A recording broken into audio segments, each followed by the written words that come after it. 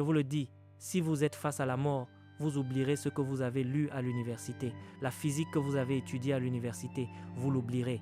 Si vous êtes face à la mort, seul ce qui est écrit dans votre esprit résonnera, cela résonnera. Cette réalité, ce danger, ne l'invalide pas. J'ai dit, le Seigneur est vivant.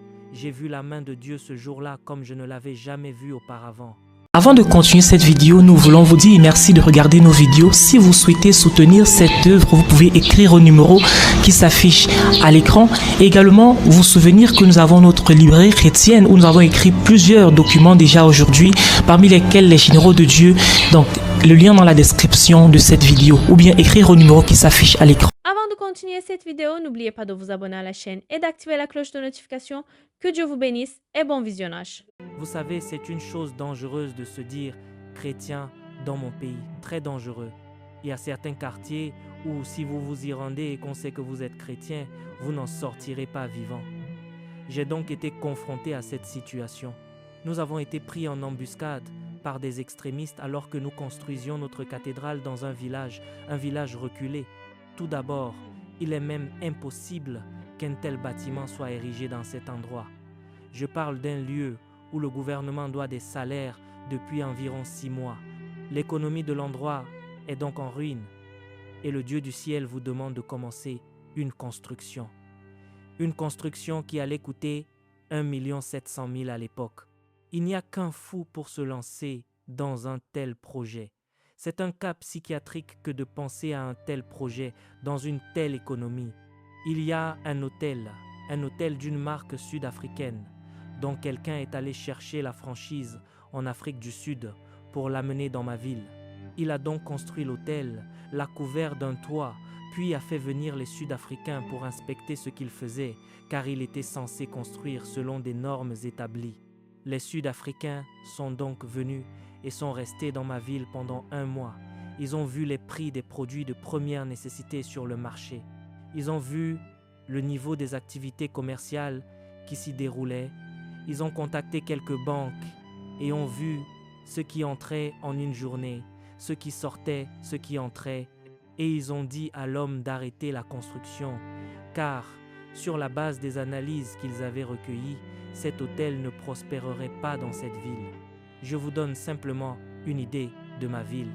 Et voilà que le Très-Haut dit qu'il est temps pour vous de construire parce qu'il veut amener les nations dans cette ville. C'est une situation psychiatrique. C'est ainsi que vous, les professionnels de la santé, vous jugeriez la chose. En attendant, pour votre information, il n'y avait pas d'argent sur le compte bancaire. Ce que nous avons fait, c'est que tout l'argent que nous avions, nous l'avons donné au constructeur pour qu'il commence à bâtir. Et pendant qu'il construisait, je me tenais sur les fondations et je parlais à Dieu. Vous savez, j'étais livré à moi-même. C'est vous qui m'avez dit de sortir. Nous avons donc construit les fondations. Un jour, je suis arrivé sur le site et les ouvriers ne travaillaient pas. Je leur ai donc demandé, n'avez-vous pas été payés? Ils ont répondu, nous avons été payés. Quel est le problème? Le responsable a dit, pasteur, vous savez, je ne connaissais pas bien les traditions de la tribu parmi laquelle je vivais. Laissez-moi vous donner un aperçu. Si un marché, un endroit qui sera très important pour l'activité commerciale, est sur le point d'être établi, il y a un rituel de sorcellerie qui est pratiqué dans les fondations du marché. Et ce rituel a un rapport avec un python. Cela se fait avec un python. Ainsi, à la fin du rituel, si vous apportez quelque chose à vendre dans ce marché, cela stimulera les ventes. Le bâtiment que nous construisions était séparé du marché par une clôture. Ce qui s'est passé, c'est que le python du marché est entré dans notre propriété. Les constructeurs comprennent la coutume du peuple et c'est pourquoi ils ont arrêté de travailler, parce que c'est très spirituel. Ils ont dit, pasteur, c'est vous qui êtes spirituel. Je pense que c'est votre travail, mais non. Votre travail ici consiste à enlever le python. Nous savons comment construire, mais nous ne pouvons pas construire à cause du python. Ils m'ont emmené et m'ont montré des preuves du déplacement du python sur la propriété et ils ont déclaré qu'ils ne construiraient pas tant qu'ils n'auraient pas la preuve que ce python était mort. Comment commence-t-on un tel projet? Si vous ne savez pas qu'il y a quelque chose que les circonstances ne peuvent pas changer, vous n'êtes pas qualifié pour ce genre d'arrangement, car ce serpent n'a pas d'émotion. Le serpent n'est pas dans le domaine spirituel, et vous dites qu'il est physique, aussi vrai que le Seigneur est vivant, devant qui je me tiens. Il n'a jamais oublié sa réalité. Nous avons donc fait un jeûne de 7 jours. Je suis allé vers le Seigneur et je lui ai dit, « Tu sais, c'est le test de mon appel. Tu es au ciel, personne d'autre n'a d'appel. C'est moi qui ai un appel. Fais en sorte que ces constructeurs sachent que celui pour qui nous construisons n'est pas mort, qu'il est vivant. Amen. Et aussi qu'il soit connu, en plus que tu m'as envoyé ici.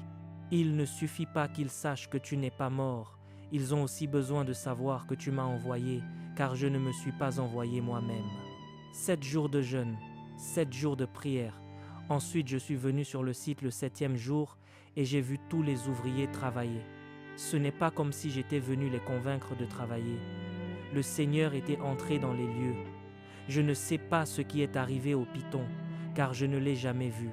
Ce sont les ouvriers qui ont dit qu'il y avait un python et qui m'ont montré les traces de son passage.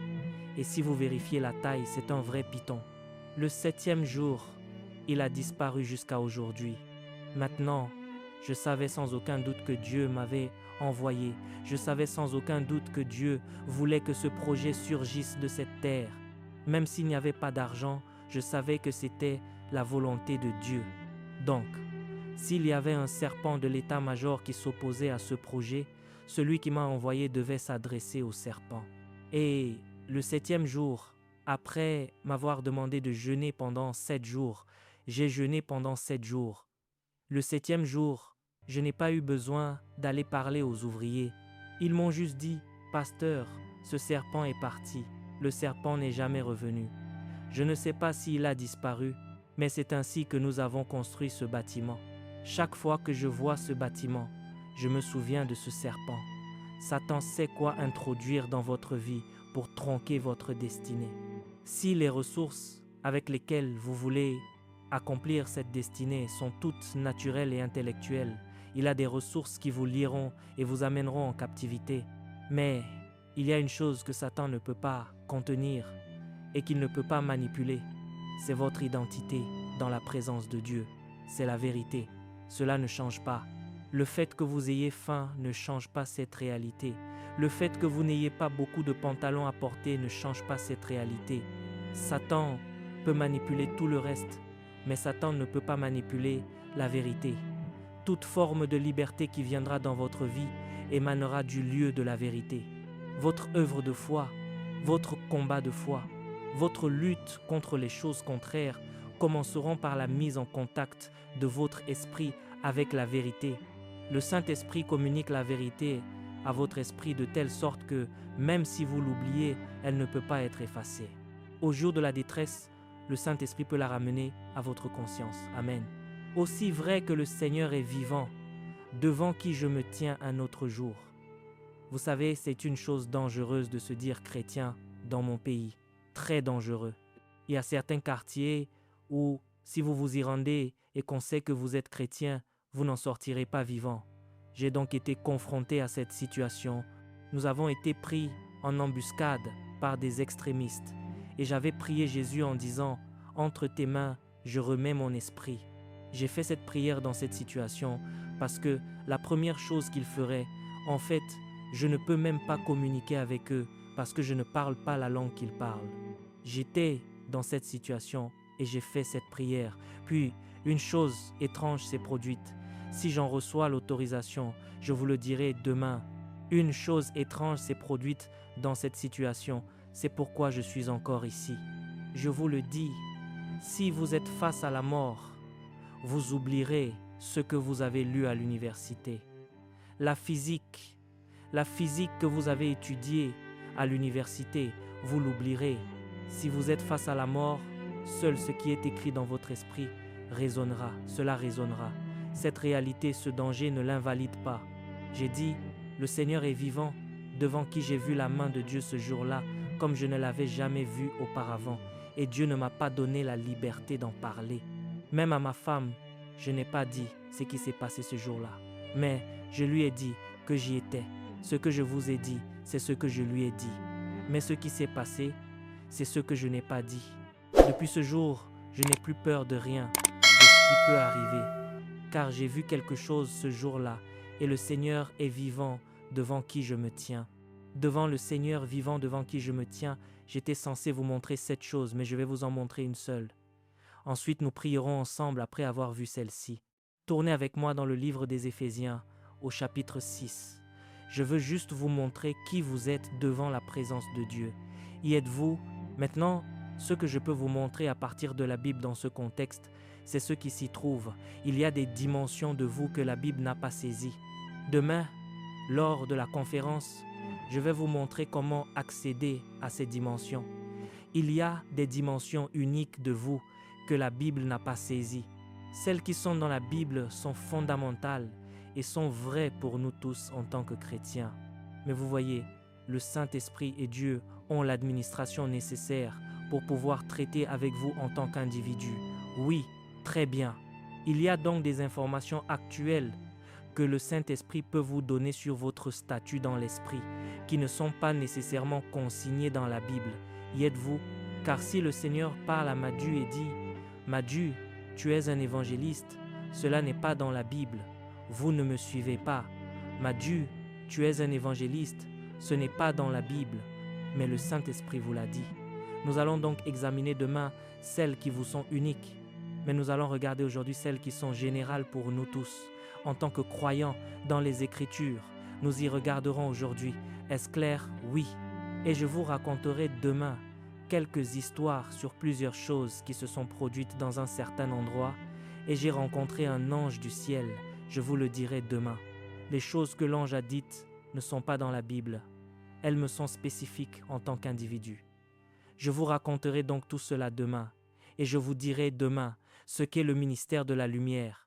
Mais aujourd'hui, allons dans le livre des Éphésiens alors que je m'efforce de vous montrer quelque chose au chapitre 6, l'imagerie du soldat.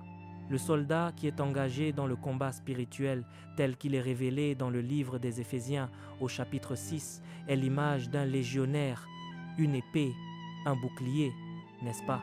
Pour ceux d'entre vous qui ont regardé ces films où les gens se battent avec une épée et un bouclier, il faut 5 ans pour former un légionnaire, quelqu'un de compétent dans la coordination avec l'épée et le bouclier. Il faut 5 ans pour en former un. Vous comprendrez alors quand David était en captivité pendant 13 ans et les hommes qui s'étaient joints à lui étaient avec lui depuis 13 ans.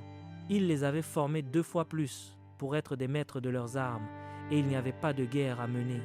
Vous pouvez donc comprendre ce qui est arrivé au vaillant homme de David lorsque David a exprimé un simple désir. « Oh, si quelqu'un me donnait à boire de l'eau du puits de Bethléem !»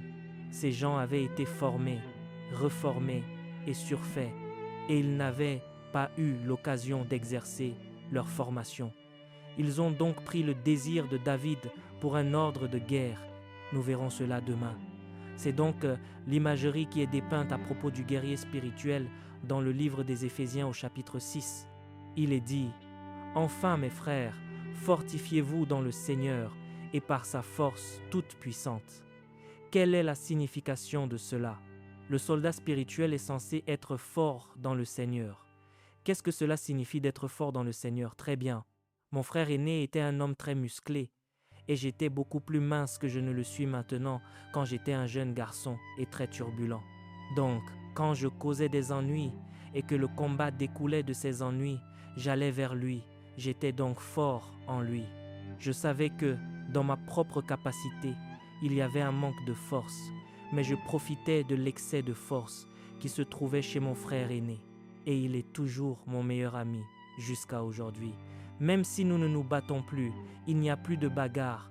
Tous nos combats sont spirituels maintenant. J'étais donc fort en lui. J'ai profité de lui. La Bible dit donc de se fortifier dans le Seigneur. Êtes-vous avec moi? Ce que l'Écriture dit, c'est de tirer profit du Seigneur. Il y a tellement de choses dans le Seigneur dont vous pouvez tirer profit. En fait, à mesure que nous progressons dans l'étude, vous vous rendrez compte que votre réalité devant la présence de Dieu a été occasionné par ce que Jésus a fait. Vous n'avez pas de réalité propre. Le premier message à la Légion en guerre est donc de tirer profit d'eux. Par exemple, si je vous demande quelle est la signification spirituelle de la mort de Jésus, si vous ne le savez pas, cela signifie que vous êtes déficient. Vous êtes déficit parce que la manière de mener les guerres spirituelles est de tirer profit du Seigneur. Si je vous demande quelle est la signification de l'ensevelissement de Jésus, comment cela affecte-t-il votre vie? Si vous ne le savez pas, cela signifie qu'il y a des aspects de votre réalité, de votre véritable réalité, dont vous n'êtes pas conscient. Cela signifie que vous êtes susceptible d'être victime de la tromperie satanique, car seule la vérité peut affranchir. La vérité ne libère pas simplement, elle affranchit.